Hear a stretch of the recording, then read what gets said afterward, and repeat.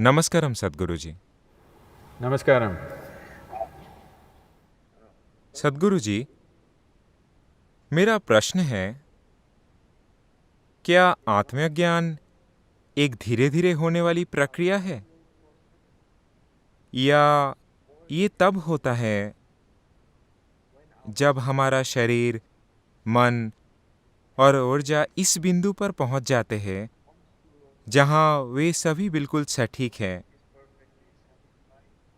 और फिर एक बहुत बड़ा बदलाव हो जाता है? धन्यवाद। देखिए, आम का मौसम बस जाने वाला है। आप नहीं जानते कि वो क्या होता है साहिल, आप यूके में हैं। आम का मौसम जा रहा है। भारत में ये एक बड़ी चीज है।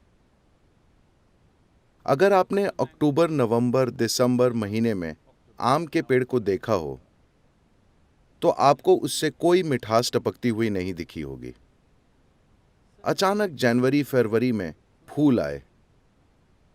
वे चमेली या गुलाब या किसी और फूल जितने सुंदर नहीं थे। कुछ छोटे छोटे फूल आए।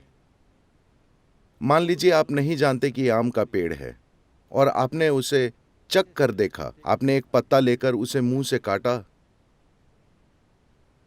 But तो वो काफी कड़वा था। मगर अचानक अप्रैल मई के महीने में मिठास की बड़ी बड़ी बूंदें पेड़ पर लटकती मिलेंगी। वो धीरे धीरे इस मिठास को बना रहा था और एक खास मौसम में उसे बाहर ले आया। मगर वो साल भर सक्रिय रहा, है ना? आम सिर्फ एक मौसम में आते हैं। आप सिर्फ एक खास समय पर मिठास देख पाते हैं। इसका यह मतलब नहीं है कि आम का पेड़ वो मिठास पैदा करने के लिए कोशिश या काम नहीं कर रहा था। आप आम के पेड़ के किसी भी हिस्से को काटकर चख लें, आपको जरा भी मिठास नहीं मिलेगी, मेरा विश्वास कीजिए। मगर जब आम आते हैं, कितनी मिठास! वो कहां से आती है? वो उस पर काम करता रहा है, आप उसे देख नहीं पाए। इसी तरह क्या ये प्रक्रिया है? बिल्कुल ये एक प्रक्रिया है। मगर क्या हर कोई इस प्रक्रिया को देख सकता है, पहचान सकता है? नहीं। जब कोई आध्यात्मिक रास्ते पर विकास करता है, दूसरों को लगता है कि वो पागल है। किसी ने सोचा कि वो आवारा है, किसी ने सोचा कि वो खाना बदोश है, किसी ने सोचा कि वो कुछ और है। मगर जब मिठास आई, तो जिसने भी उसे चखा, उसने महसूस किया कि ये एक शानदार चीज है। so तो ब्रह्मांड में कोई भी चीज अचानक नहीं होती। सब कुछ एक प्रक्रिया है। क्या आप उस प्रक्रिया को पहचान सकते हैं? उस प्रक्रिया का पता लगा सकते हैं? सवाल यह है। आमतौर पर कोई भी, जिसमें आमतौर पर जब इंसान बच्चे होते हैं, कोई भी बच्चा जिसके अंदर एक खास स्तर की ऐसी प्रतिभा होती है जिसे दबाया नहीं जा सकता। हर किसी में प्रतिभा होती है, मगर वो दब जाती है।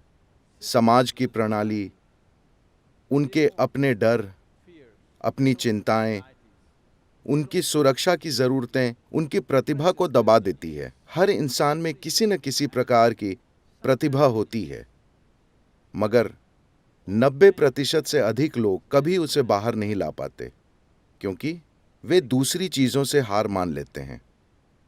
दूसरी चीजें अधिक महत्वपूर्ण हो जाती हैं।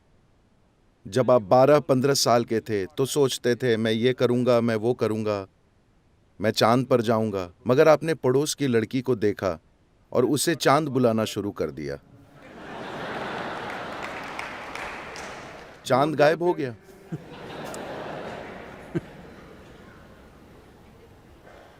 hi. तो इसी तरह हर किसी में संभावनाएं पूरी तरह खुली हैं। The thing is, can you sustain the process and allow it to become that possibility? बात यह है कि क्या आप प्रक्रिया को बनाए रखकर उसे हकीकत बनने दे सकते हैं? संभावना और हकीकत के बीच एक दूरी होती है। अधिकांश लोगों में वो दूरी तय करने का न तो साहस होता है, ना ही पक्का इरादा। काफी हद तक आध्यात्मिक प्रक्रिया एक तरह का मनोरंजन है। एक के बाद एक प्रवचन सुनिए, एक के बाद एक उपदेश, अधिक से अधिक किताबें पढ़िए और बहस कीजिए कि किस तरह आपकी आत्मा, परमात्मा, आपकी आत्मा यहाँ वहाँ भटक रही है, और स्वर्ग और नर्क और हर चीज, मगर इसके बारे में कुछ मत कीजिए। ये काफी हद तक मनोरंजन की तरह है। तो एक प्रक्रिया निश्चित रूप से होती है। उस प्रक्रिया को चेतन रूप में अपनाया जा सकता है, या वो एक अचेतन प्रक्रिया हो सकती है, मगर आप सही चीजें कर रहे हैं। यही इस ब्रह्मांड की सुंदरता है, चाहे आप जानबूझकर करें या अनजाने में, अनुशासन से या अनुशासनहीनता से, प्रेम से या नफरत से। अगर आप सही चीज करेंगे तो आपके साथ सही चीजें होंगी। इस ब्रह्मांड की सुंदरता यही है।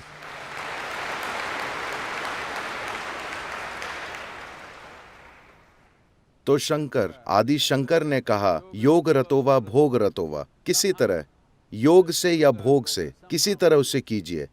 किसी तरह अपनी भीतरी प्रकृति की सच्चाई को खोजिए, क्योंकि जिसे हम सत्य मानते हैं वो बस ये है।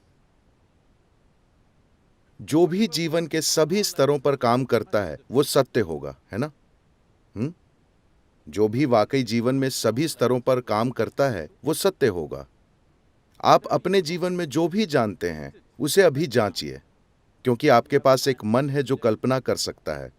अभी आप आय के एक स्तर या एक खास तरह के घर या कार या किसी और चीज के लिए कोशिश कर or रहे हैं। something else or something else.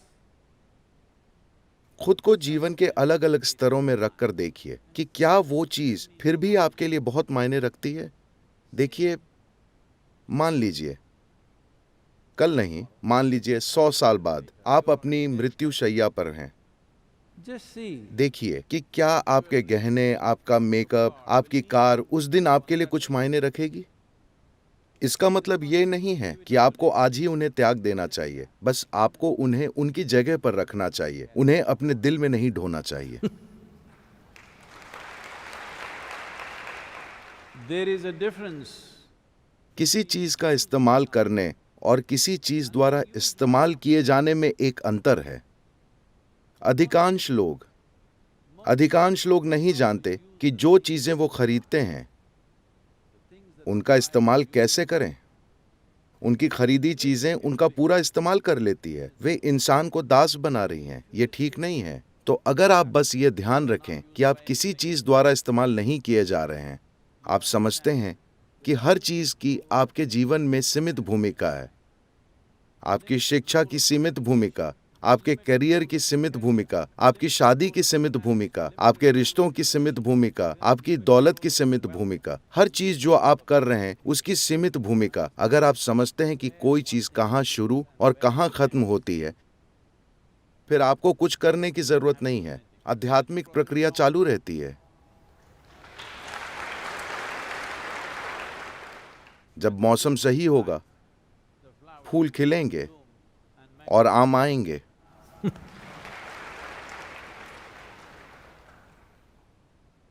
नमस्कारम सद्गुरु। क्या गुरु और शिष्य का रिश्ता बाकी रिश्तों की तरह नहीं है? क्या हम गुरु से सिर्फ लेते और लेते ही रहेंगे?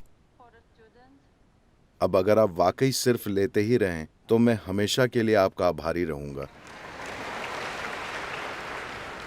समस्या ये है कि आप लेते हैं और फेंकते हैं, लेते हैं और फेंकते हैं, लेते हैं और फेंकते हैं। अगर आप बस लें और लें तो एक गुरु इससे ज्यादा क्या चाहेगा? और About जो उपहार आप मुझे दे सकते हैं, मैं इसके पीछे की भावना की कद्र करता हूं। मैं वाकई इसके पीछे की भावना की कद्र करता हूं, मगर मैं चाहता हूं कि आप इतना समझें। उपहार का मतलब है ऐसी चीज जो आप दूसरे को दे सकते हैं। अगर आप वो दे सकते हैं तो मुझे उसकी जरूरत क्यों होगी?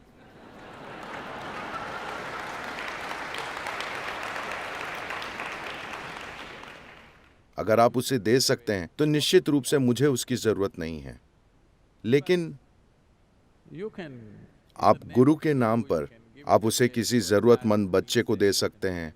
आप गुरु के नाम पर आप किसी some other दूसरे प्रोजेक्ट या प्रक्रिया या किसी चीज के लिए दे सकते हैं, ये आपके ऊपर है।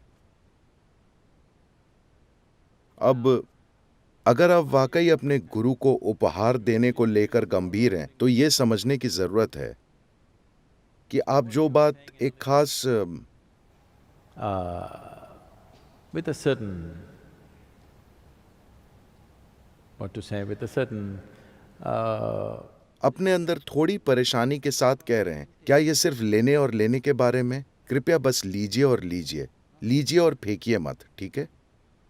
अगर आप बस लें, तो ये सबसे बड़ी चीज होगी जो आप मेरे लिए कर सकते हैं।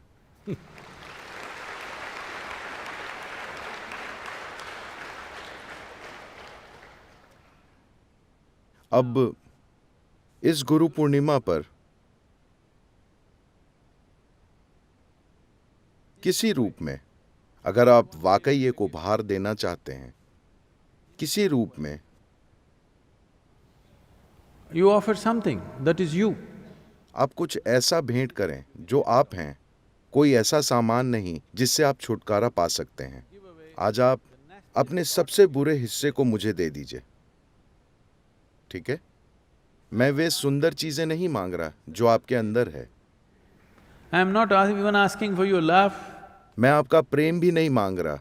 मैं कह रहा हूं जो भी आपका सबसे बुरा हिस्सा है, आपका पक्षपात, आपकी नफरत, आपका गुस्सा, आज वो मुझे दे दीजिए।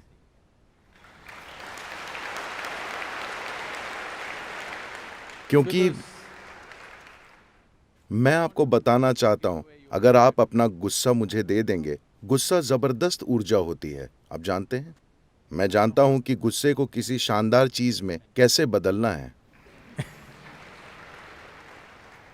So, if not the whole of you, at least one nasty part of you, please give it away today, let me see.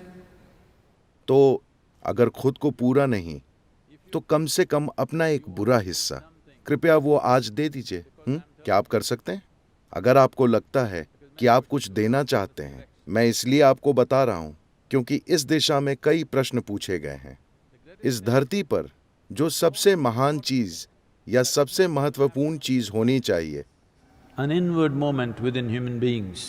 वो है इंसानों का अपने अंदर की ओर बढ़ना। जरूरी भीतरी संतुलन के बिना बहुत शक्तिशाली मानवता एक खतरे की संभावना है, और हर चीज के लिए हम हर दूसरे जीव के लिए खतरा है। तो ज्यादा से ज्यादा लोगों में ये प्रतिबद्धता होनी चाहिए कि वे दुनिया को अंदर की ओर मोड़ेंगे।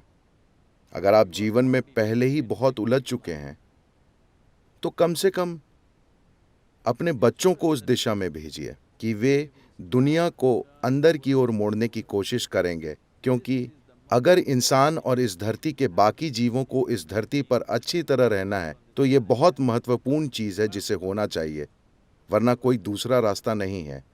तो अगर आप कुछ बुरा देना चाहते हैं, तो कृपया दे दीजिए, मैं स्वागत करता हूं, आपका स्वागत है। अगर आप कुछ सुंदर देना चाहते हैं, तो आपको खुद को अपना समय, अपना जीवन देना चाहिए। अगर वो संभव नहीं है, तो भावी पीढ़ी, कम से कम उन्हें उस दिशा में मोड़िए। ये बहुत महत्वपूर्ण है, ये उनके भविष्य की खुशहाली के लिए है। तो इस दिन, इस शुभ दिन, मेरी शुभकामनाएं और आशीर्वाद आपके साथ हैं कि आप गौरवशाली मनुष्यों की तरह जिएं। बहुत बहुत धन्यवाद।